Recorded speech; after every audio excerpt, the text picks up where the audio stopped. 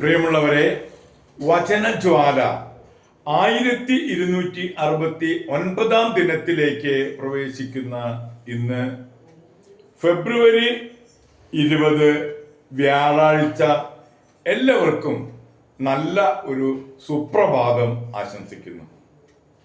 പ്രിയമുള്ളവരെ, ഇന്നത്തെ വചന വായനയിൽ സങ്കീർത്തനങ്ങൾ 42 സങ്കീർത്തനം 1 മുതൽ 11 വരെയുള്ള തിരുവാക്യങ്ങളാണ് നാം ശ്രവിക്കുക. ദൈവത്തിന് വേണ്ടി ദാഹിക്കുന്നു. ഗായക സംഘ നേതാവിന് കോറഹിന്റെ പുത്രന്മാരുടെ ഒരു പ്രബോധന ഗീതം. നീർച്ചാൽ തേടുന്ന മാൻപേടയെ പോലെ ദൈവമേ, എൻ്റെ ഹൃദയം അങ്ങയെ തേടുന്നു. എൻ്റെ ഹൃദയം ദൈവത്തിനായി ദാഹിക്കുന്നു.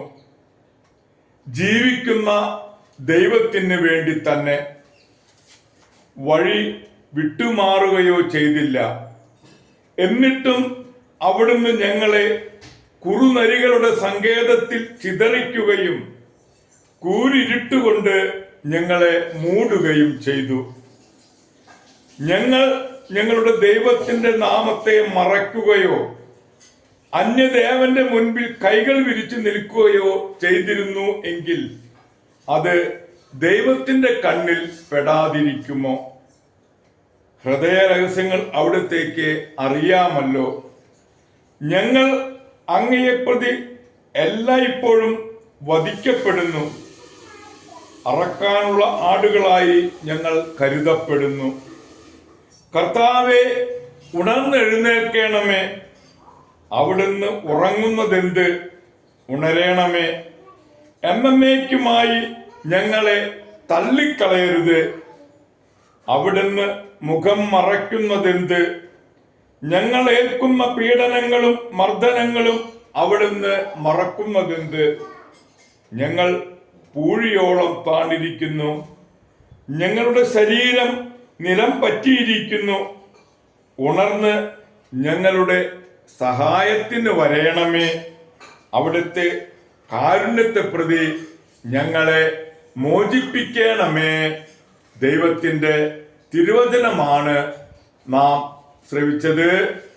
പ്രിയമുള്ളവരെ, ആഗോള കത്തോലിക്ക സഭയിൽ ഇന്ന് രക്തസാക്ഷിയായ വിശുദ്ധ എലേവുത്തൂരിസിനെ അനുസ്മരിക്കുന്ന ദിവസമാണ്.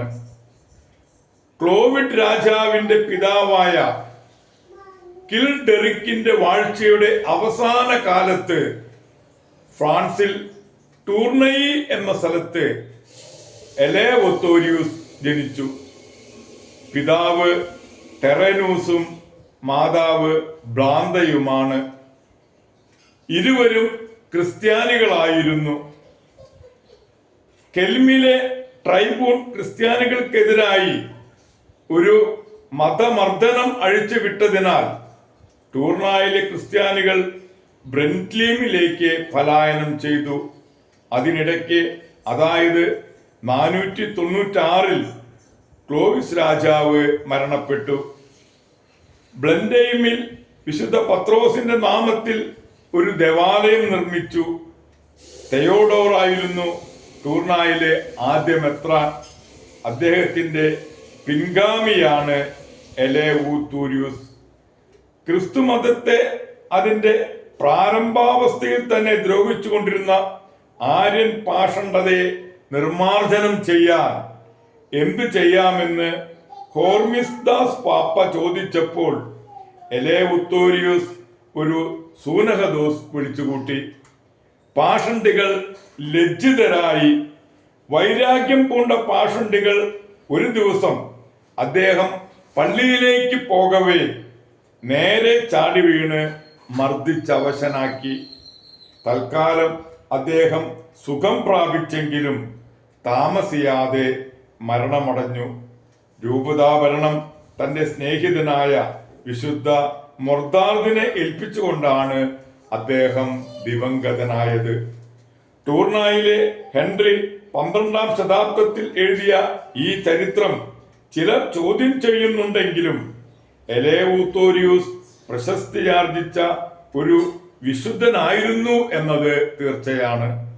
അദ്ദേഹത്തിന്റെ പൂജാവിശിഷ്ടം 897 1064 സ്ഥലം മാറ്റിയത് ചരിത്ര വസ്തുതയാണ്.